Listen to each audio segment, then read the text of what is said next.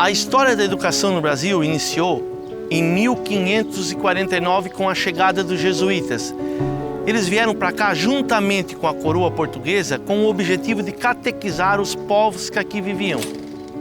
Nesse período, a educação era voltada principalmente para a religião, modelo que permaneceu até 1759, quando o Marquês de Pombal, apoiado pela coroa portuguesa, expulsou os jesuítas do país e instituiu as chamadas aulas régias, um novo modelo de ensino.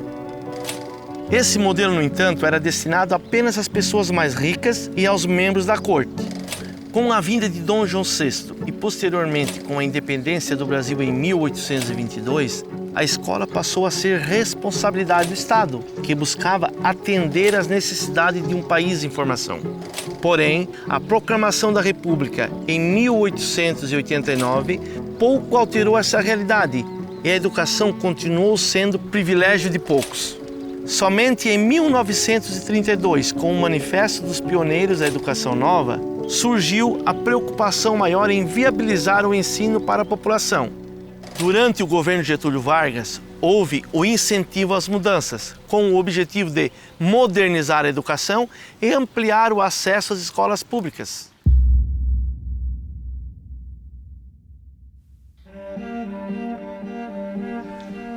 Não tinha creche, não tinha pré-escolar.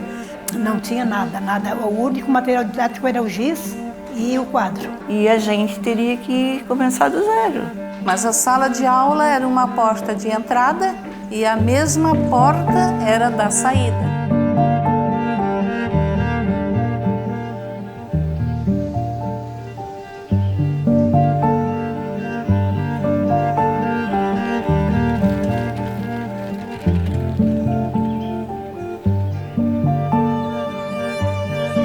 Elas se chamavam escolas isoladas.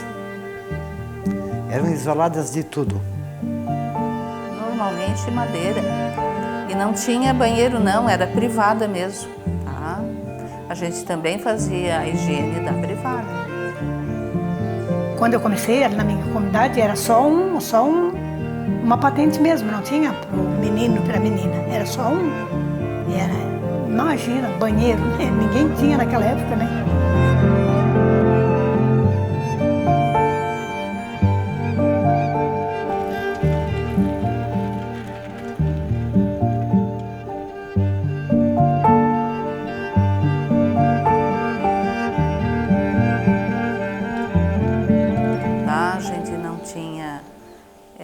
Celular, a gente não tinha internet, a gente não tinha ar-condicionado, então era tudo bem precário. Mas hoje é que a gente nota essa diferença, porque lá atrás não fazia falta.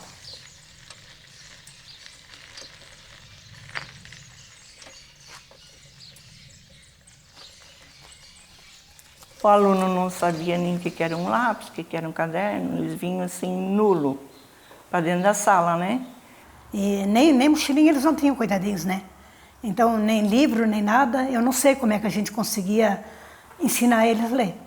Realmente, hoje eu fico pensando como que eles conseguiam aprender.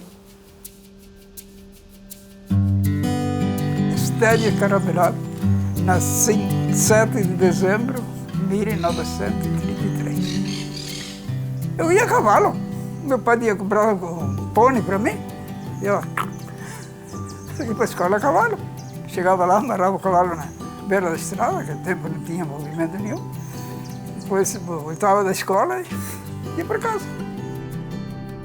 Aldo Sérgio Gislandi, 66 anos. Comecei estudando na escola isolada do Rio Guarapari, interior de Nova Veneza. O meu irmão, para ele fazer o primeiro ano, ele não iria sozinho. Então, como eu tinha 6 anos, eu tive que fazer um ano a mais. Eu tive que repetir o primeiro ano, porque eles não deixavam estudar com 6 anos da primeira série, né? Aí eu fiz o primeiro ano 2 vezes. Fiz com 6, depois fiz com 7 anos. Isso foi em 1965. Alcione Estevo, dia 21 de 2 de 59. Olha, o meu pai sempre gostou que nós estudássemos, era o sonho dele. Porque ele nunca aprendeu a ler e nem escrever, então aquilo marcou muito na vida dele. João Peron Figueiredo, 68 anos. Como o pai se mudou para uma outra propriedade, que ficava uma distância longa, né? E eu fiquei na casa de um senhor lá de uma família para poder estudar. E daí não consegui ficar, né? Por motivos que acho que não vale a pena relatar. E daí então fui embora. E por isso que só depois de 12 anos é que, tendo o pai que matricular a Nina e o Eloir, os irmãos mais novos, e por ter uma distância de quase 6 quilômetros da escola, o pai pediu para que eu fosse um ano, né, para poder acompanhar eles, né.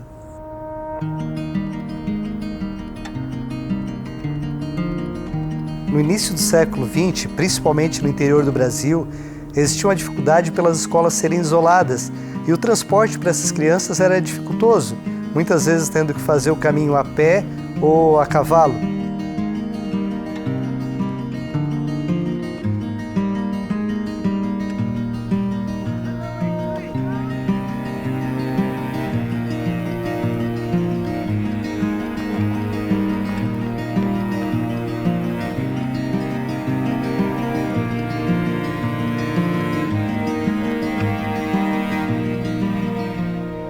A gente sabia que muita gente não frequentava a escola e ninguém cobrava se você fosse para a escola, não tinha, era independente, se quisesse ia, se não quisesse não ia.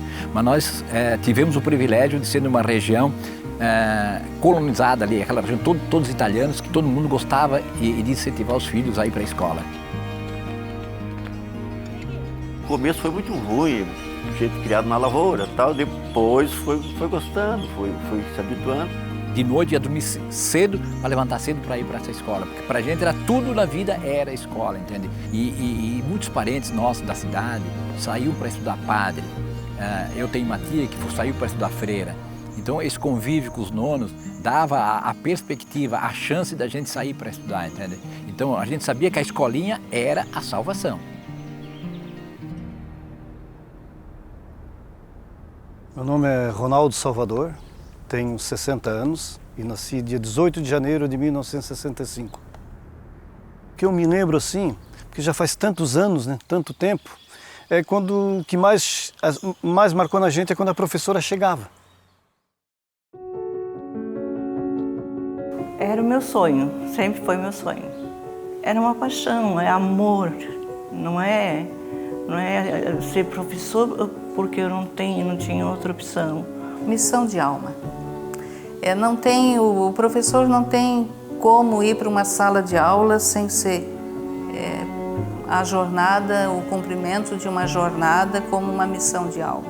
Eu nunca gostei de falar em público. Ir lá na frente ler um texto, não gosto. Mas em sala de aula eu dominava, assim, eu conseguia interagir com as crianças.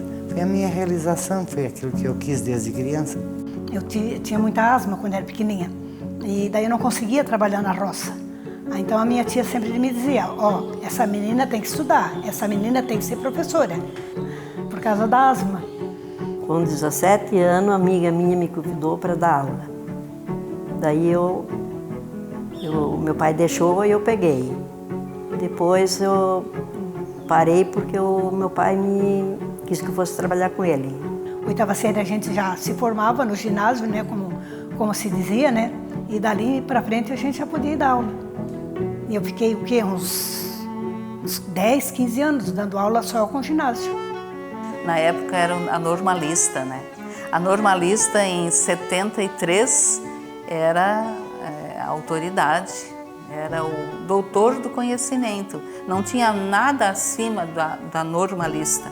As normalistas eram mulheres que faziam o curso normal, um curso que preparava elas para darem aula de 1ª a 4ª série. A palavra escola normal deriva do termo francês école normale, que significa escola modelo.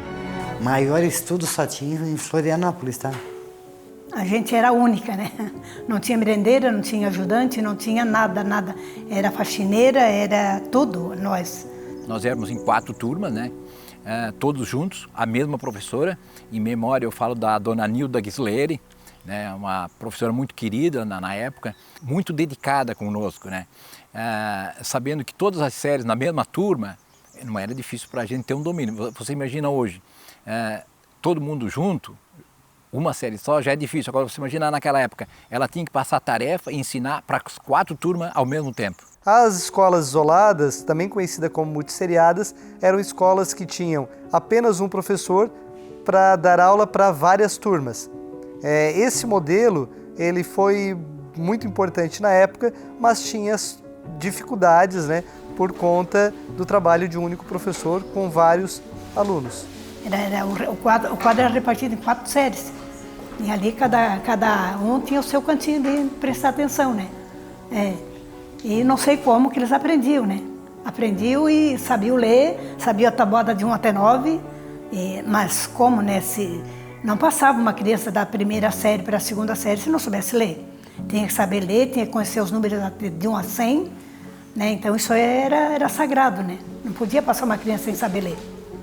E todo mundo aprendia. Com uma professora só, com mais de 30 alunos da cartilha, primeiro, segundo e terceiro ano. 4 séries até meio-dia. E todo mundo aprendia, mas aí dentro da sala de aula, ninguém piava. Dulce, Eloy, Francisco, Horácio. A gente separava assim nas fileiras, 4ª série, 3ª série, 2ª série, 1ª série. Lourdes,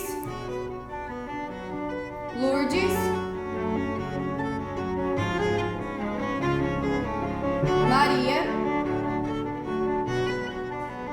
A parte principal era aprender a ler e a escrever, né? Então era juntar as palavras, escrever, igual minha filha faz hoje. Está aprendendo a ler e aprendendo a escrever.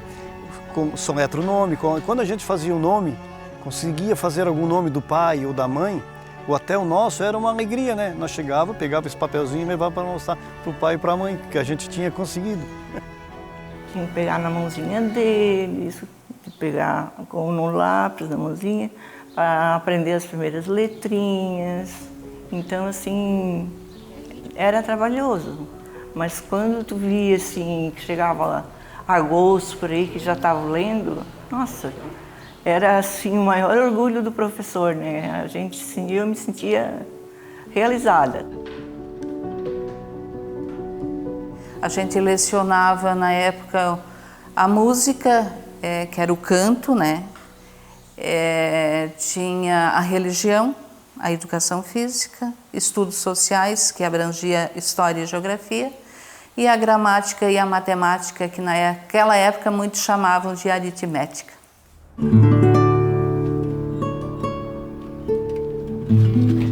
Gente, tirando os matinhos com cuidado. Tínhamos que fazer um quintalzinho para ajudar que a merenda vinha precária, tá? Era precária mesmo.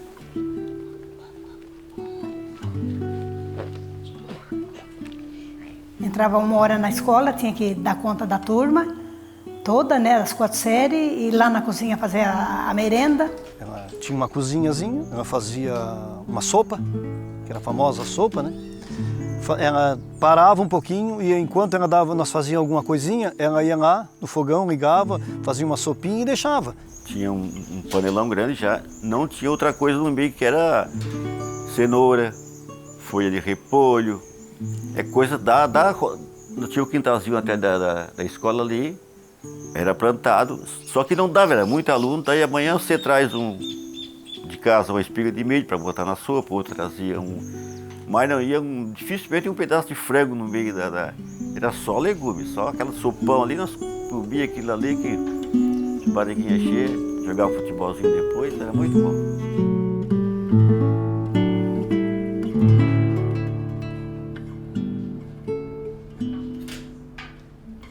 E além da merenda, tinha que deixar a sala impecável, a gente até encerava, deixava brilhando, a gente chegava mais cedo, né?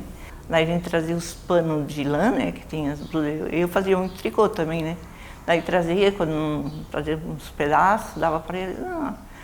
Um sentava em cima e ia puxando, deixava a sala brilhando, né? Botava as carteiras para um lado. Né?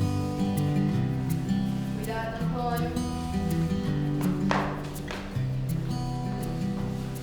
Também se plantavam as flores na frente da escola para dar um visual mais alegre. E tinha jardim que a gente cuidava, tudo, os alunos ajudavam. Eles também sempre presentes, né? Silêncio.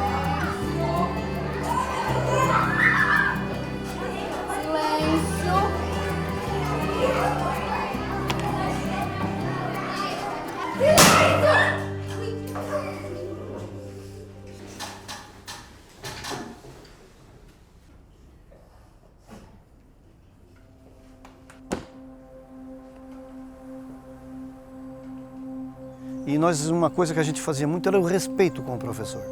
Nós tínhamos uma adoração, um amor pela professora que era coisa. A gente já esperava ela na porta, se ela não viesse, olha, era só tristeza. A grande verdade é o seguinte, nós tivemos uma grande felicidade de ter uma professora, a primeira, ser tão incentivadora e ela gostar tanto daquilo que ela fazia. Ela era uma apaixonada pela escola dela, entende? E ela via em alguns alunos que eles iriam prosseguir com o estudo e ela incentivava muito a estudar, entende? Eu acho que a eterna gratidão a essa bendita professora, porque ela realmente incentivava muito a estudar, entende? Claro, era a paixão dela também a escola, mas ela incentivava muito aqueles que tinham vontade de estudar. Tu chegava na escola e tu sabia que ali tu tinha filhos da gente por esse tempo de horário e dias do ano.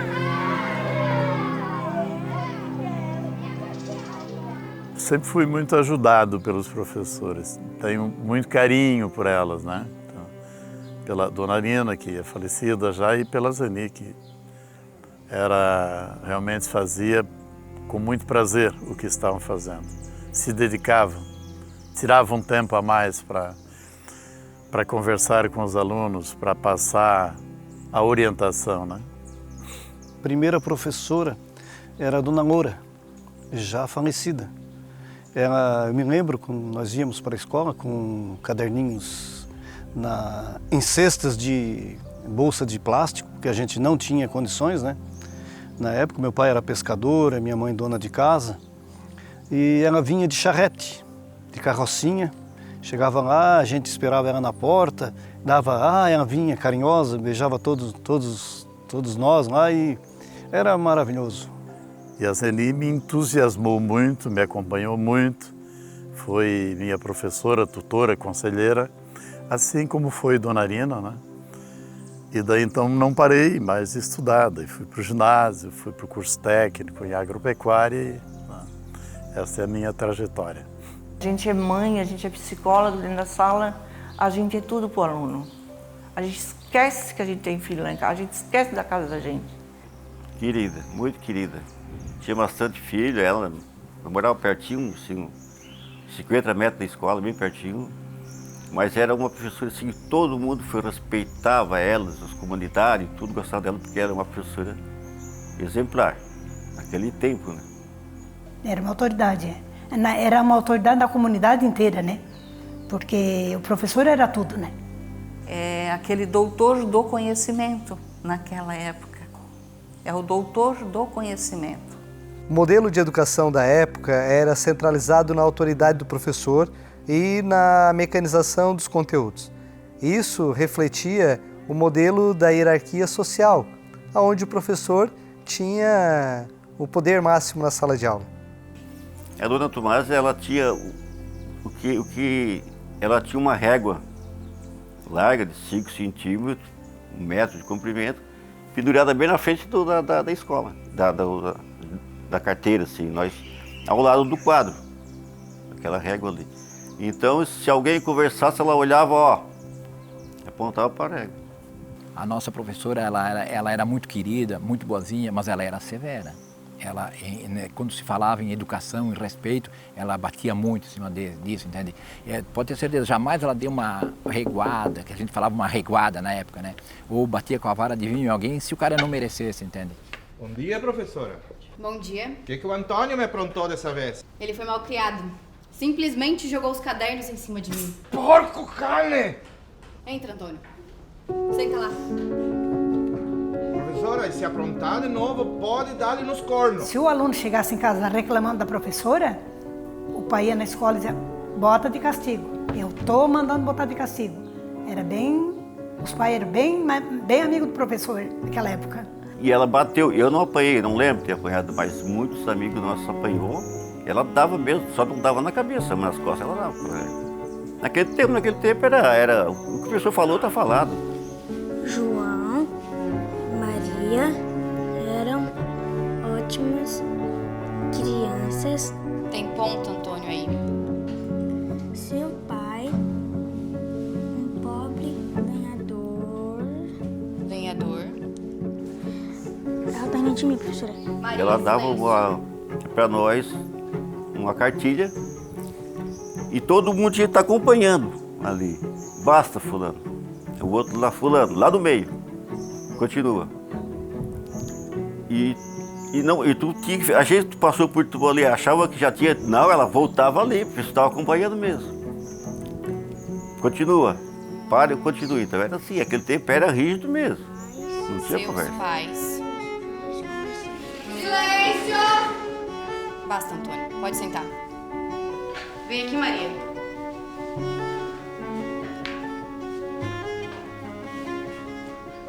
Continua. Da onde ele parou. Não estava prestando atenção? Daqui. Pode ir. Esses detalhes é que galgou os passos da vida da gente, entende? Que hoje é difícil você ver nas crianças, isso aí, é muito difícil. Eu sempre me dei muito bem com alunos e pais. Tinha aquele aluno com uma certa agressividade, que a gente tinha que ver o que essa criança vivia dentro do grupo familiar, né? Muitas vezes o que via e ouvia em casa. Então, é baseado em muita paciência. Naquele período, os alunos com necessidades especiais, com dificuldades, acabavam não tendo as mesmas oportunidades, porque ao ter problemas em sala de aula, acabavam sofrendo castigos. Um novo período, uma nova transformação. Professores se aperfeiçoando, escolas com mais estruturas físicas e docentes, e os alunos, esses sim, sendo mais compreendidos.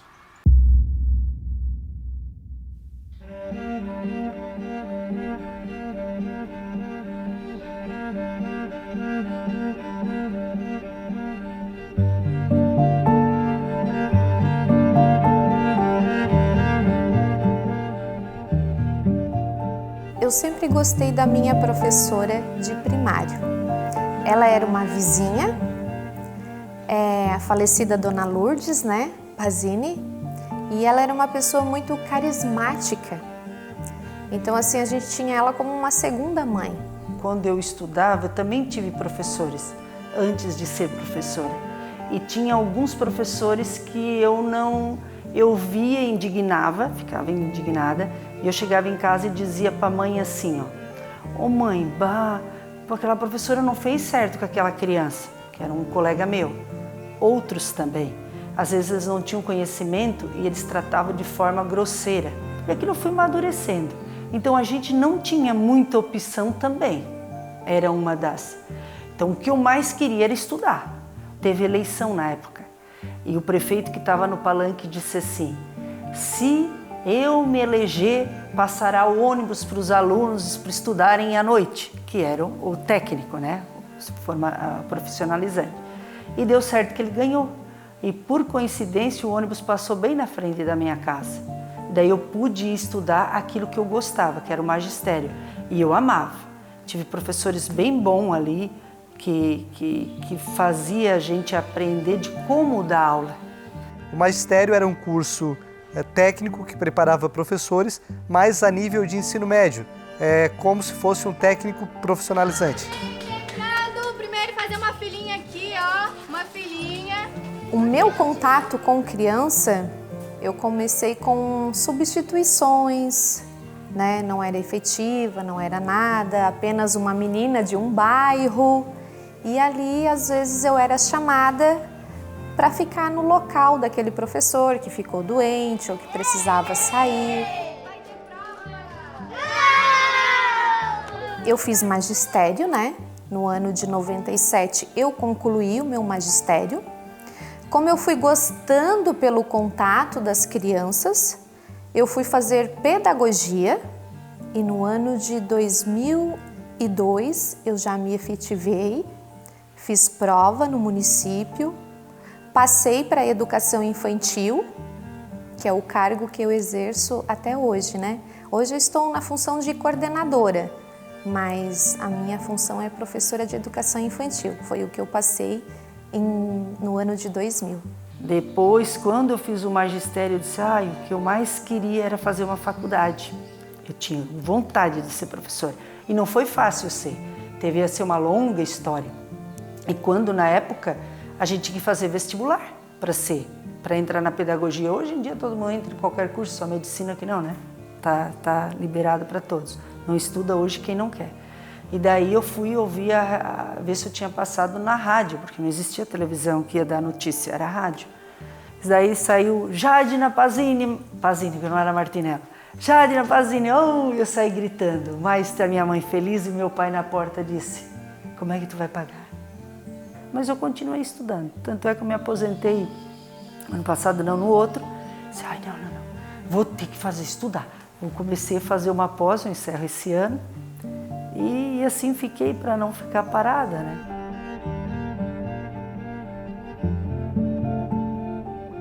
A primeira escola que eu entrei já teve um avanço, entre aspas.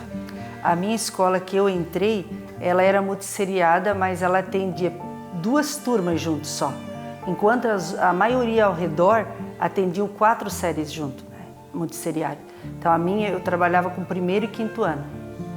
E já era uma escola que tinha servente. Ai, obrigada, Miguel. Pode sentar, tá? Muito obrigada.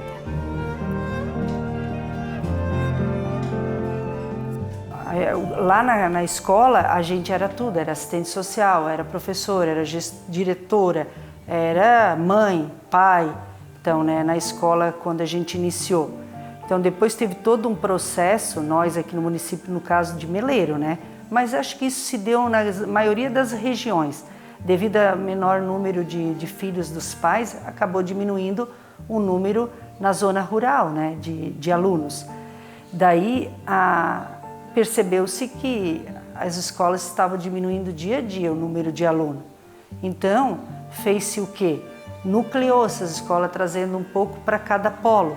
A nucleação foi o fechamento das escolas isoladas no interior do Brasil. Esse processo fez com que as crianças que estudavam perto de casa fossem para uma escola centralizada, uma escola polo. Houve toda uma restrição dos pais, da comunidade. Eles não queriam que a escola saísse dali, porque a escola acaba sendo uma referência para a comunidade. Só que assim, nós como professor, e eu peguei bem esse movimento na minha entrada, foi tudo de bom, porque a gente acabou se centralizando num polo e esse polo só tinha a oferecer, porque lá na escola eu era apenas a professora pedagoga, né, sendo todos os outros parte técnica. E quando veio para cá, não era uma estrutura ainda boa, mas eu deixei de ser só a professora pedagoga, já tinha professores da outras disciplinas, já tinha professor de educação física, de artes, de inglês, a nossa prefeitura já tinha de inglês também. Então, não tínhamos ainda psicóloga, não tínhamos ainda assistente social, tinha diretora e ponto. Essa nucleação teve pontos positivos, como as crianças tendo aula com vários professores de disciplinas diferentes, professores formados, mas também teve alguns pontos negativos, como a falta de relação com a sua comunidade. Eu vejo como positivo, porque assim, são bastante funções que a gente fazia Então hoje todos têm essa função, né? Só uma turma, só a professora, aí já tinha professor de educação física, foi bem gradativo isso, assim, uma evolução. Lá, quando eu trabalhava na escola multisseriada, tu conseguia ensinar o aluno, tu conseguia, os pais te davam mais apoio e o professor, ele era o ídolo lá dentro e os pais tinham ele como ídolo. Se a gente se encontrasse numa rua, eles vinham, cumprimentavam a gente, conversavam com a gente, né? Então, a gente era bem valorizado. Só que eu, professora Jadira de pedagogia, eu não conseguia atingir todas as áreas como um professor que lá é especialista em artes. Depois, com o passar do tempo, foi melhorando, né? Então, daí a gente teve psicólogo, mas em pouco carga horária. Isso também não ajudava muito. E a nossa escola sempre falhou também na parte de pedagógica, de orientação pedagógica. Muitas vezes uma criança, até pelo modelo de escola, né? Muitas vezes uma escola não dá para uma criança, o problema não é a criança, muitas vezes é a escola. O meu pai foi morar na praça, acudiu o meu avô que estava sozinho, e eu comecei a estudar na praça. Estudava na municipal e passei para estadual. Não aprovou, não aprendi mais nada. Porque o estudo, naquele tempo, da municipal para estadual, tinha diferença. Então os professores sempre se viraram da melhor forma que eles podiam, não tem? Trocando entre si. Quando eu trabalhava, eu, Jadina, sozinha. Com quem que eu trocava experiência? Ninguém. Então quando tu veio ali, mesmo que a gente não tinha a parte técnica, era só diretor e às vezes uma secretária, quando tinha, a gente entre professores se trocava ideias. Isso enriquecia, porque não existia internet como hoje a gente bate lá e cá. Mas daí vem também os tal dos problemas. Com o passar do tempo, a gente sabe que a estrutura social mudou bastante também. A própria tecnologia que veio para ajudar, veio para complicar. Tudo evoluiu, a educação não poderia ficar para trás. Porque antes a gente teria talvez 20, 15 criancinhas, poderiam até ser misturadas. Hoje não, hoje a gente já tem um público aí de 25, 30 alunos por sala. E eles são críticos falantes, muito. Unhas sujas, reguada na mão. Não fez as tarefas, ficavam sem recreio. Fez bagunça ou brigou na sala, ajoelhar no grão de milho ou cheirar a parede. Não conseguia aprender a lição, coloca a orelha de burro neles. Essas eram as maneiras que os professores encontravam para lidar com os tais críticos falantes. Hora do recreio.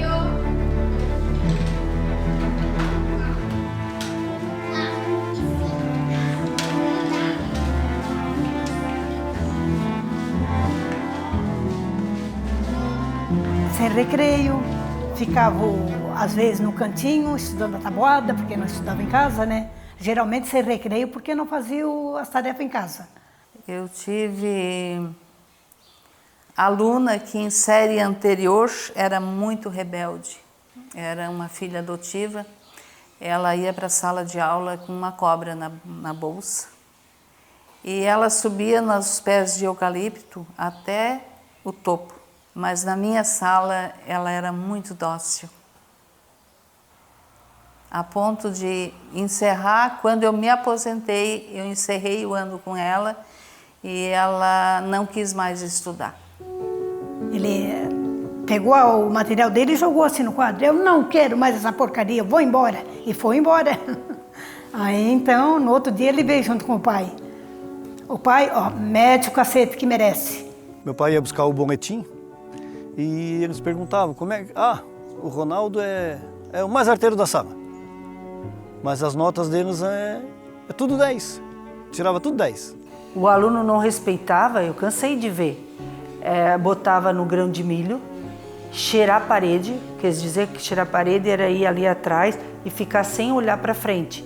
Segundo Neide Fiore, num livro de 1991, um ato de novembro de 1879 autorizava os professores a utilizar atitudes repressivas, utilizando castigos físicos aos alunos. Como por falta de técnico nunca existiu, o aluno nunca tinha problema na época, mas a gente tratava eles como podia. Mas quem tinha um olhar acabava olhando de outra forma, porque às vezes ele já trazia esse traço que hoje a medicina já trata, né? Então, por que muito se evadiu naquela época? Eles não aprendiam, a solução era a vara ou evadir da escola. Como a lei permanecia, muitos evadiam porque eles talvez traziam um problema, seja psicológico, problema intelectual ou social, e a escola não tinha esse amparo para tratar. Então, como é que eles tratavam? Abaixo da vara. Os castigos físicos estavam ligados às dificuldades dos alunos, hiperatividade, dificuldade de aprendizagem. Isso fazia com que alunos que tinham essa dificuldade eram tidos como rebeldes e muitas vezes punidos com castigos físicos. Isso revelava uma falta de estratégia pedagógica para atender essas necessidades especiais. Mas assim, muitos professores, eles eram agressivos também. E os pais, eles, se fosse chamado os pais, eles davam muita razão para a professora. E eles diziam, se precisar puxar na orelha, pode puxar. Mas olhando por outro ângulo, eu como criança analisava desde a 8ª série, como eu digo para vocês, muitas professoras também às vezes agiam de má fé. O que ela trazia? Que ele não sabia porque ele não queria. E não é porque ele não queria, porque ele trazia um déficit intelectual ali. Então, para a criança, isso era triste, porque tu sentia isso que tu não conseguia, tu ser levado a pau. Agora, os pais vinham e davam a razão toda para o professor e nem ouvia a criança. Era uma falha muito grande também. Os castigos físicos na escola foram tolerados até 1990, quando teve a criação do Estatuto da Criança e do Adolescente, o ECA.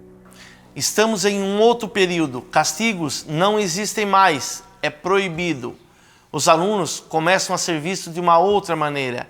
As escolas, além do professor regente, existe um professor exclusivo para aqueles alunos especiais e a educação começa a se transformar.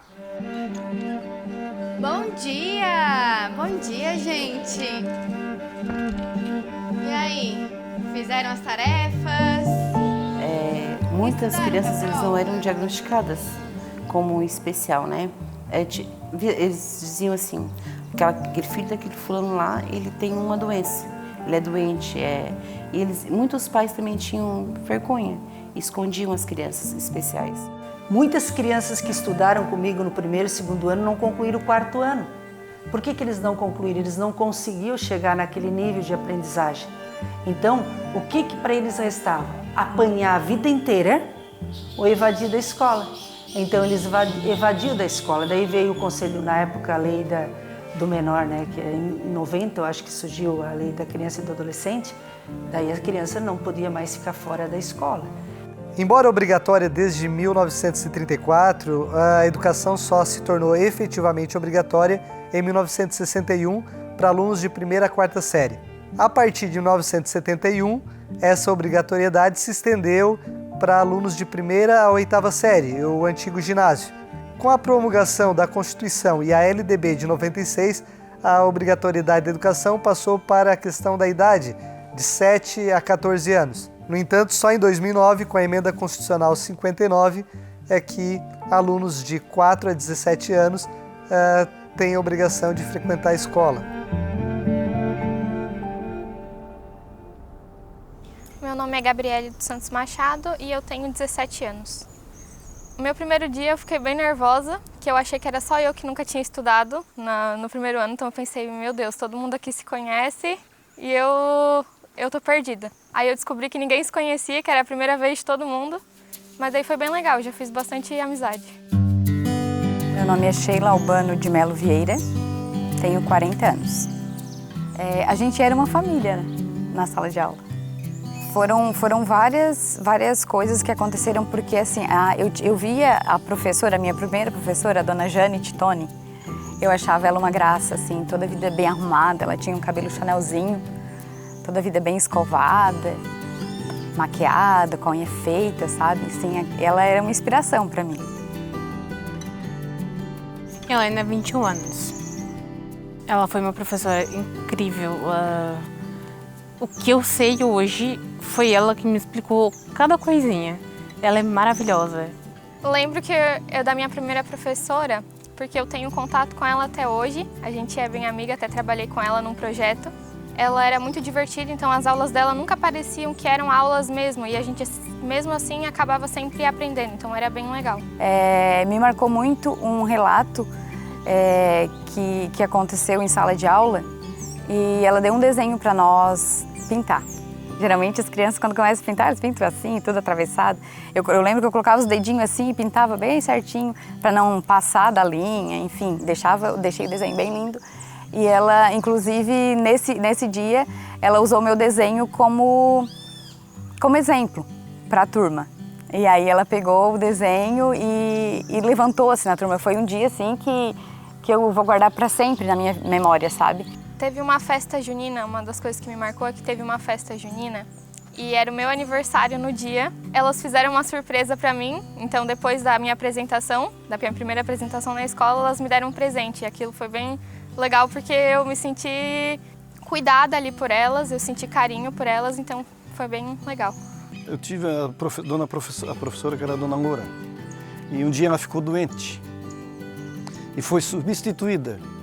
E essa professora veio de mais longe ainda, que era lá do Rio dos Anjos, de bicicleta. E era uma senhora morena. E a gente conheceu ela, que era a Ani. E a gente ficou meio desconfiado, né? Porque a gente nunca tinha visto uma pessoa da cor preta, um afrodescendente no caso. E ficamos meio desconfiados, meio temerosos, porque já estava acostumado com a Dona Loura. E ela foi tomando rumo, foi nos conquistando e foi até hoje, ela ainda é viva, ela mora em Araranguá. Quando eu encontro ela no centro, eu chamo ela e vou abraçar ela e conversar com ela. É a Nia, nunca me esqueço dela.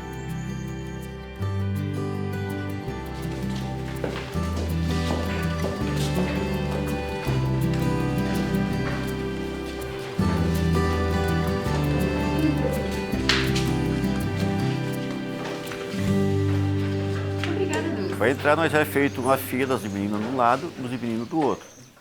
Sempre os meninos menores na frente, tudo com a mão direita no ombro do outro ali, né? Hoje, ainda onde que eu vou, se eu vou à missa onde tem gente, eu tomo a minha distância. Aqui, ó. Eu não vou aqui encostado um encostado do outro aqui. O professor ensinou assim, tomar distância antes de entrar. E por dar a volta em roda das carteiras, para cada um tomar o lugar dele.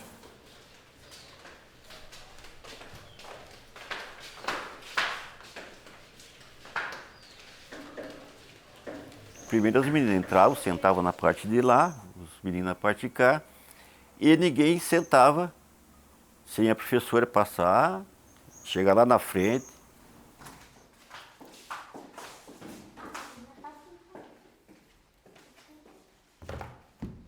Basta.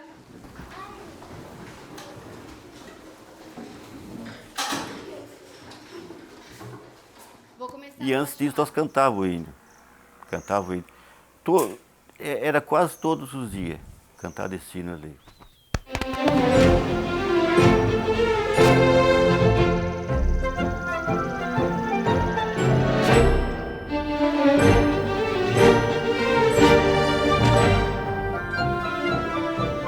Cada 15 dias eu gostava de passar todos os hinos para recordar e para fixar, né?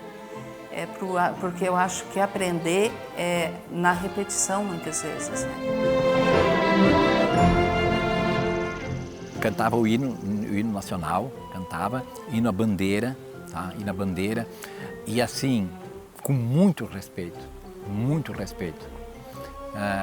Ninguém olhava para o lado, ninguém baixava a cabeça, ninguém brincava, entende? O respeito pelos símbolos era muito grande.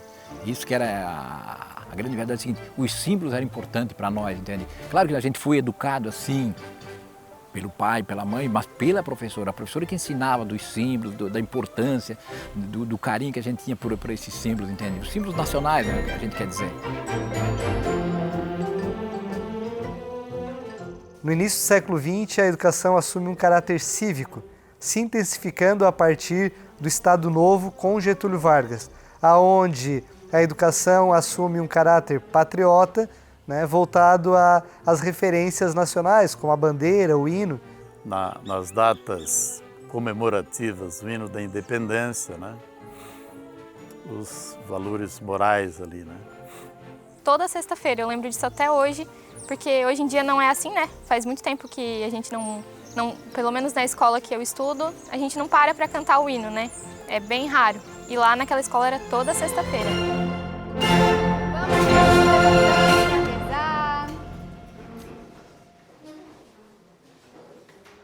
Vamos, Camille. Em nome do Pai, do Filho, do Espírito Santo. Pai nosso que estais no céu. E ninguém saía sem rezar um Pai Nosso, uma Ave Maria, antes, no começo, e ao final da aula nós tínhamos que rezar para poder vir embora. No Brasil, até a Constituição de 1891, a educação era ligada diretamente à religião. Com a proclamação da República, houve uma separação entre Estado e Igreja. No entanto, em muitas escolas se trabalha ainda a religiosidade daquela comunidade ainda nos dias atuais. Então, a questão religião católica era o que predominava, assim, né? Tudo que a gente fizesse, um risoto, né? Primeiro a gente fazia uma missa na igreja, para depois fazer o compartilhamento desse risoto. Se a gente fizesse uma formatura, também. Primeiro tinha a missa, para depois a solenidade de formatura. Tudo primeiro era na igreja, e a católica. Nós, como os evangélicos, não praticávamos as rezas, e sim nós fizemos oração. O Pai Nosso eu acompanhava, mas outros tipos de reza daí não. Vamos rezar agora? Hoje não. Hoje a escola é laica, né? Ela só faz a solenidade e ela já conversa sobre todas as religiões existentes. Muito pensado. Podem ir.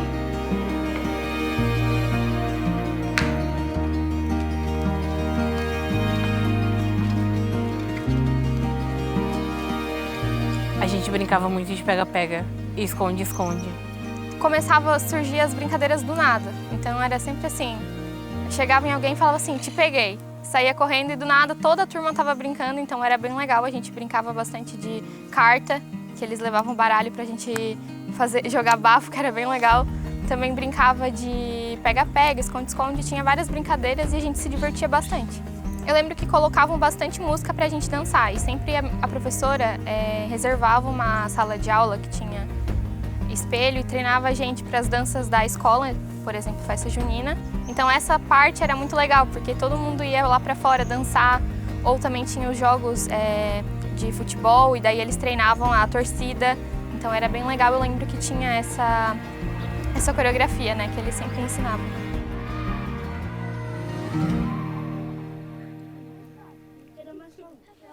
Quando eu estudava na praça, ali as professoras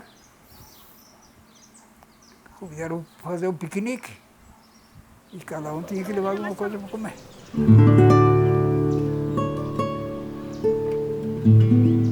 Cada um levava o seu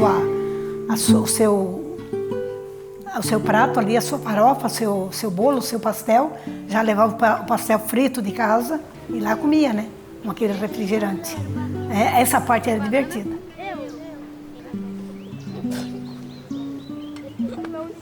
Mas que eu lembro muito, assim, que dá uma saudade muito grande, foi quando chegaram com a notícia para nós que nós iríamos fazer um passeio no Morro dos Conventos. Como que a gente iria imaginar o Morro dos Conventos? O que era o mar para nós? A gente não tinha a menor noção do que seria o mar. Então, eu lembro que nem hoje, quando a gente chega no Morro dos Conventos, a gente desce o morro ali, parecia que o mundo ia acabar. A gente via toda aquela água lá embaixo. Talvez o passeio mais gostoso que eu fiz na minha vida.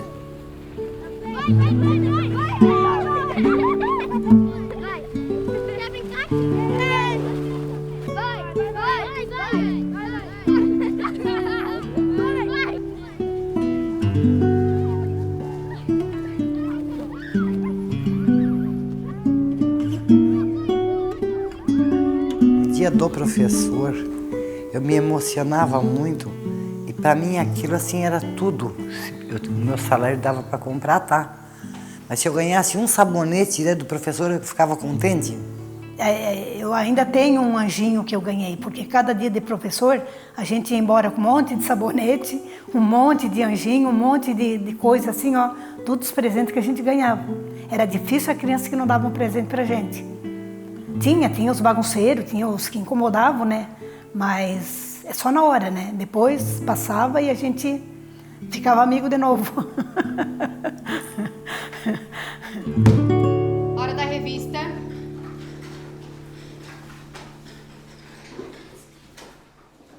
Hora da revista. Você colocava as mãos como assim, a professora passava e ela olhava as unhas, estava assim, embaixo da unha tinha sujeira. Se tinha sujeira, ela dava com a régua nos dedos.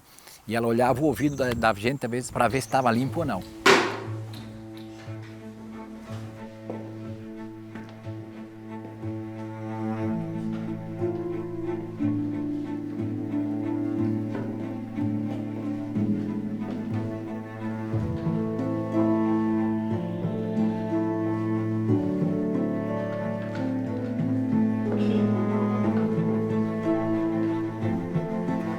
Questão das tradições, eu lembro que a gente fazia o flor. A gente fazia o flor e era muito interessante, porque realmente em casa a gente não tinha esse cuidado, né? A gente não comprava esse produto, era escovinha de dente, creme dental e não tinha o flor. E lá tinha o flor, era bem forte, né? Mas a gente fazia. Era tudo bom, todo dia era bom. Aquilo ali era, para nós, nós jogávamos um futebolzinho toda tarde ali na hora do recreio, né? E depois quando saía uma briguinha de rapaz, você dava uma roda de mão na cara ali, mas era questão de... Se a professora visse, Deus o livre, né? Daí tava a briga feita, né? Tudo que eu aprendi, que eu tenho, eu agradeço a escola.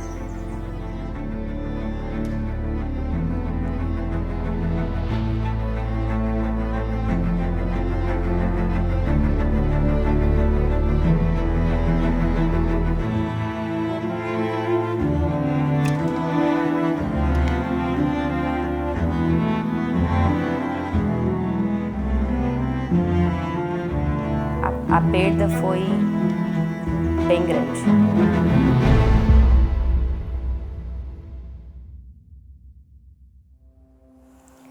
Por mais que aqueles alunos que se sobressaíam em sala de aula e que tinham um desenvolvimento razoável ou bom, também tiveram um declínio assim bem grande em função disso.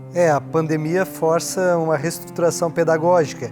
Tanto professores quanto alunos não estavam preparados para esse momento, muitas vezes não tendo o conhecimento de como trabalhar com essa forma remota.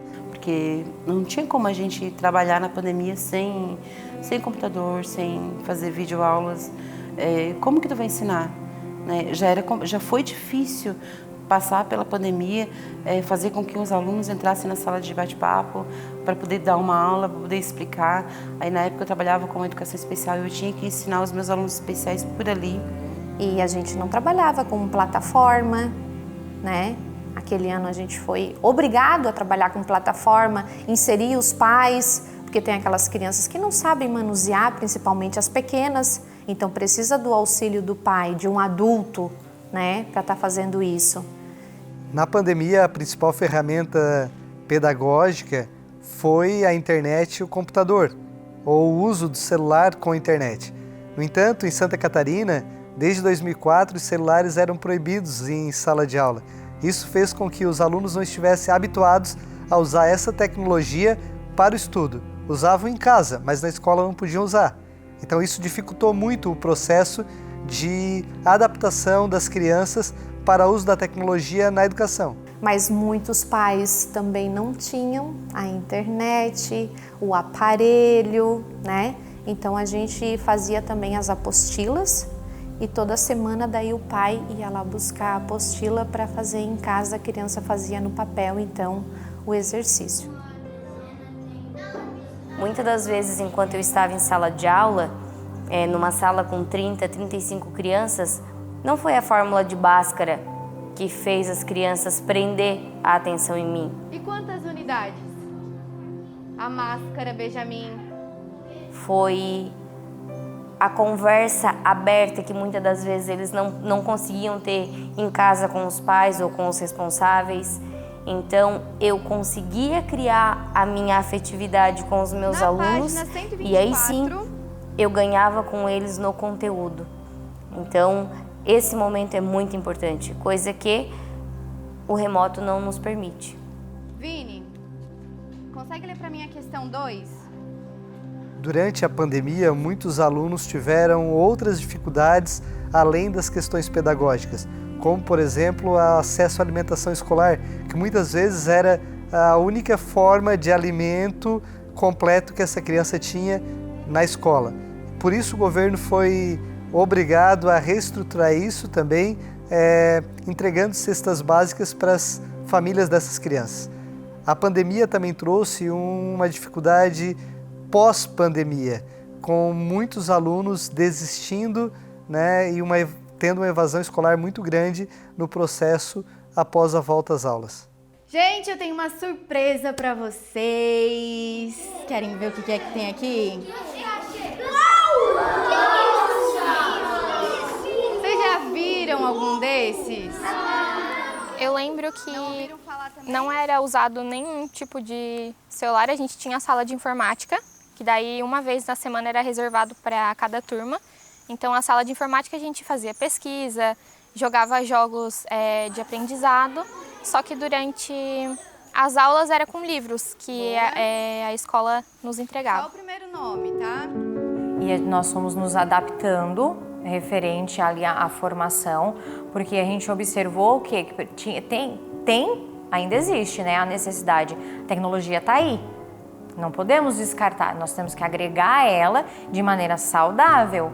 Então, foi tudo sendo reformulado e buscando que realmente 100% da educação e do aprendizado acontecesse de verdade. Apesar do uso da tecnologia durante a pandemia, com a volta do ensino presencial, essa forma de educação não acaba sendo efetivado nas escolas. O uso da tecnologia fica limitado às salas de informática, onde muitas vezes não tem a condição necessária. Já peguei aquela época ali da internet.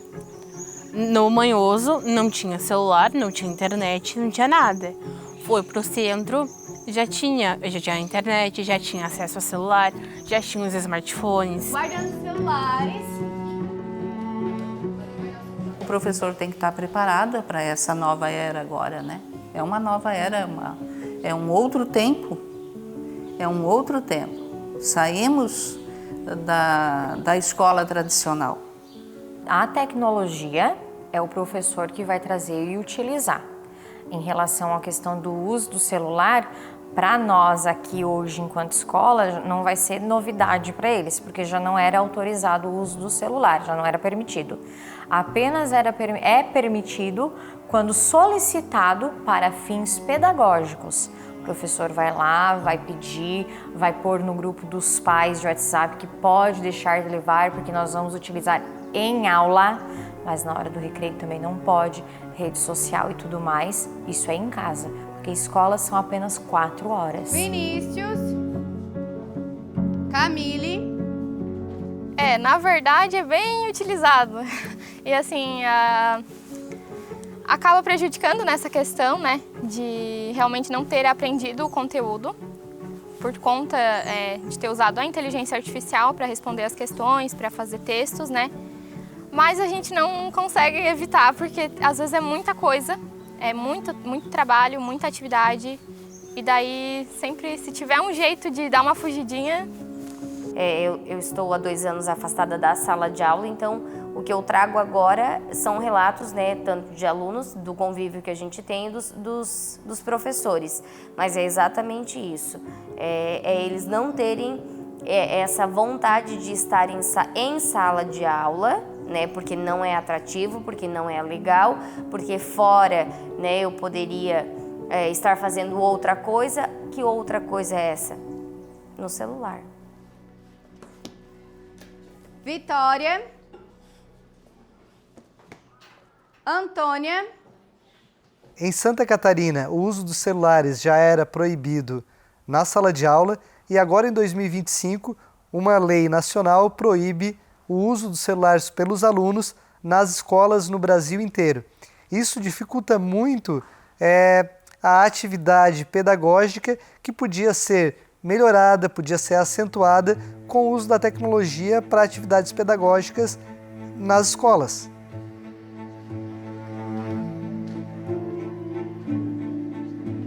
A própria tecnologia que veio para ajudar, veio para complicar.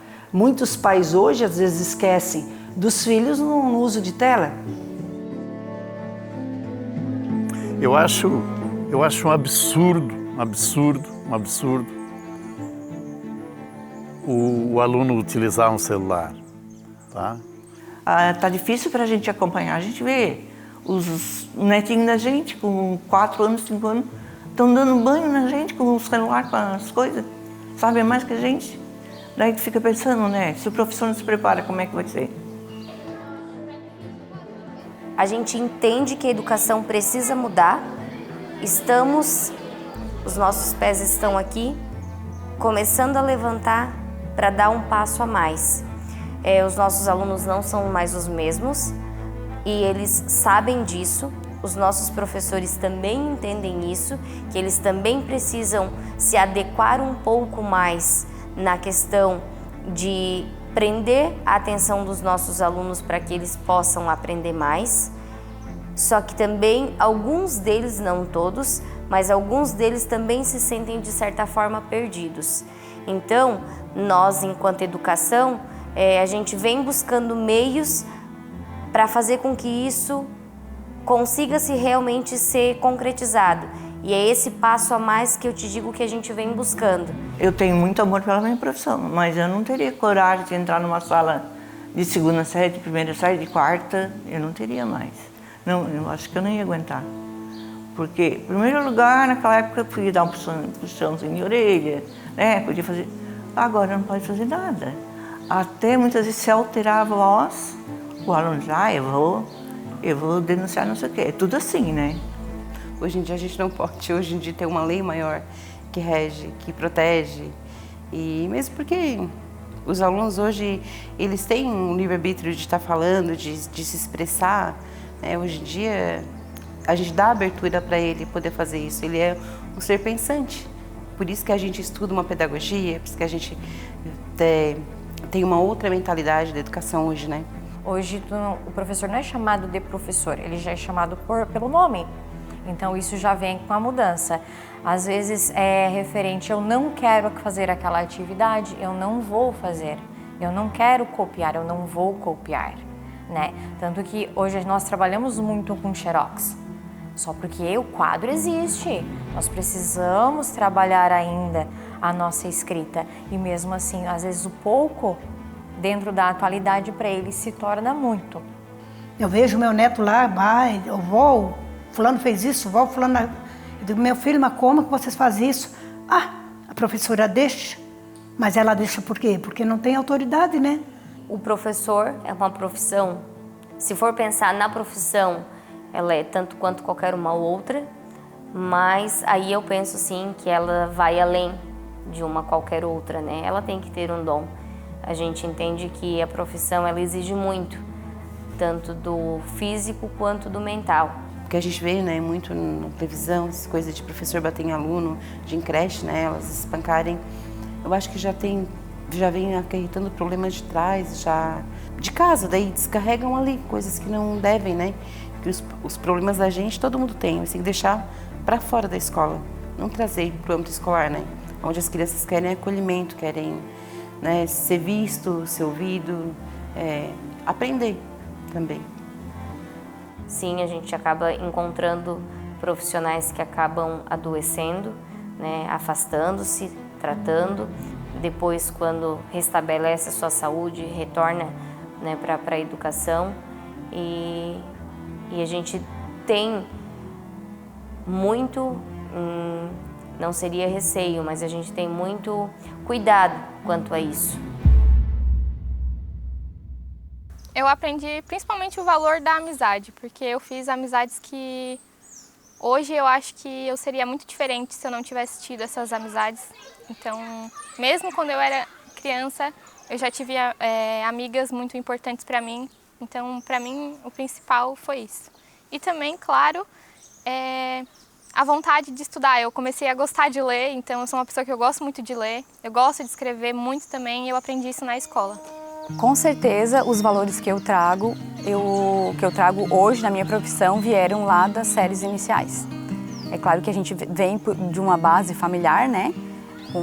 Com muita educação, com muito trabalho, honestidade, mas a questão do ensino lá nas séries iniciais, eu olhar para minha professora, ela ser uma inspiração para mim, de ser uma profissional tão dedicada, fez com que eu desempenhasse o meu papel também, buscando isso, né? Me espelhando nela. O valor de cuidar do outro, né? De cuidar. Se a minha função é ensinar, que eu ensine bem, que eu ensine como se fosse para o meu filho, como se fosse para mim, que eu faça isso como uma religião, que eu ponha ali toda a minha energia, né? Então, esta é a visão que eu tenho da Dona Arina, da Dona Zenise e de outros professores que eu tive, né? Escola resume tudo, o futuro. Tudo que você pensa na tua vida, ela se traduz da palavra escola. Se tu souber o valor que tem essa palavra, ela te encaminha para o mundo, para a vida. Abrir a cortina, ver o mundo, ver as coisas, né? Poder ser, fazer, né? Tu encontra diversos tipos de pessoas, como eu tive gente assim diferentes, de outras sintonias, e me arrependo, porque naquela época a gente não conseguia distinguir muitas coisas, né? Então a gente às vezes fazia muita pegadinha com as pessoas e hoje eu vejo que não deveria ter feito. Mas quando tu é jovem, tens 15, 16 anos, tu te perde também. Hoje às vezes a gente critica os jovens, mas também quantas vezes eu fiz errado também. Mas a escola para mim é o tudo. A escola é o teu caminho.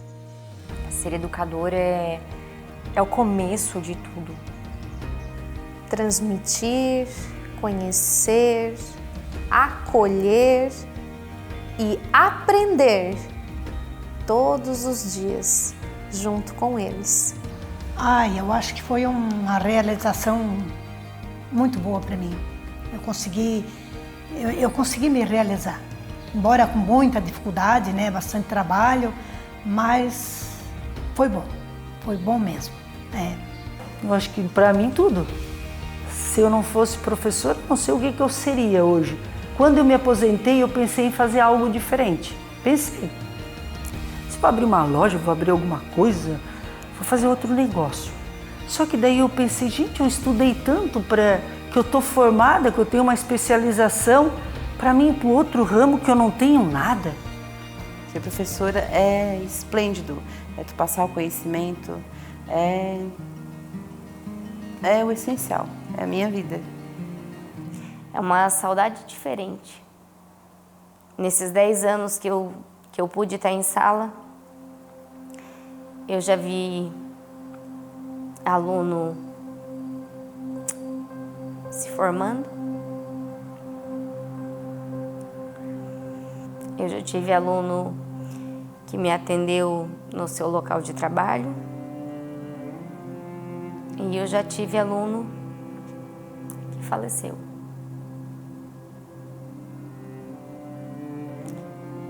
Que desde então a gente orientava, que a gente pedia as companhias, o que fazia. E me recordo muito bem que ele dizia, não dá nada, prof. E deu, né?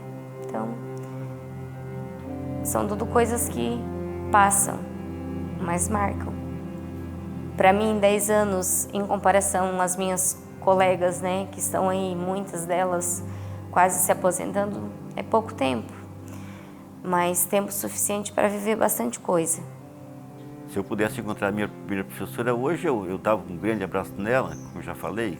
Talvez seria o melhor abraço que eu podia dar, o maior beijo que eu podia dar, seria nela, porque abriu todas as portas do futuro para a gente. Saber o carinho que ela deu, o esforço que ela teve com a gente, emociona a gente. Na verdade, eu já encontrei ela o ano passado numa padaria. E eu encontrei ela e eu falei, Dona Jane, a senhora sabia que a senhora tem um grande peso na minha vida profissional e na minha vida, na evolução da minha carreira, né? Pelo incentivo que a senhora me deu lá na primeira série. O muito obrigado é pouco. Principalmente naquele tempo com a Dona Arina, né? Que ela foi assim, quem me impulsionou. Ela naquele momento, ela me entendeu na minha condição, tá? E pensou em ser mais que professora. Ela foi uma mãe, né? Faria tudo de novo. Faria tudo de novo. Por tudo aquilo que acompanhamos, seja qual for o rumo que a vida nos deu, qual profissão seguimos, uma certeza permanece. Uns lembram com medo, outros lembram com gratidão, alguns lembram com alegria, mas uma coisa eu quero dizer: enquanto a gente viver, a primeira professora a gente nunca vai esquecer.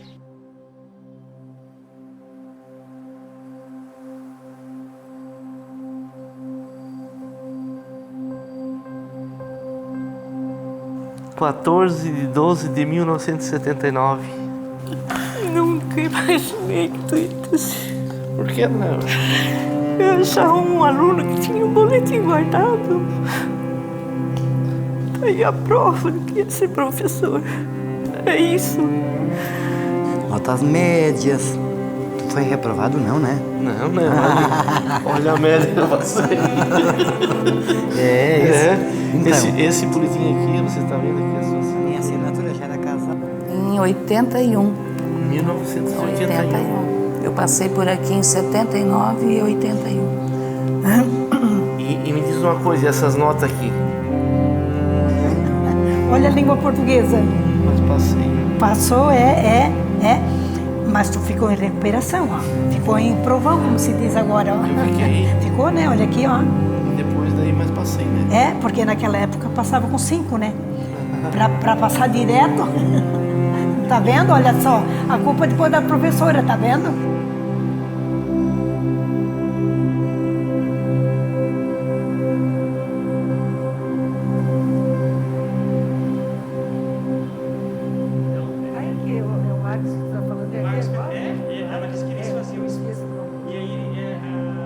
As pessoas começaram a se envolver e aí começa assim, sabe?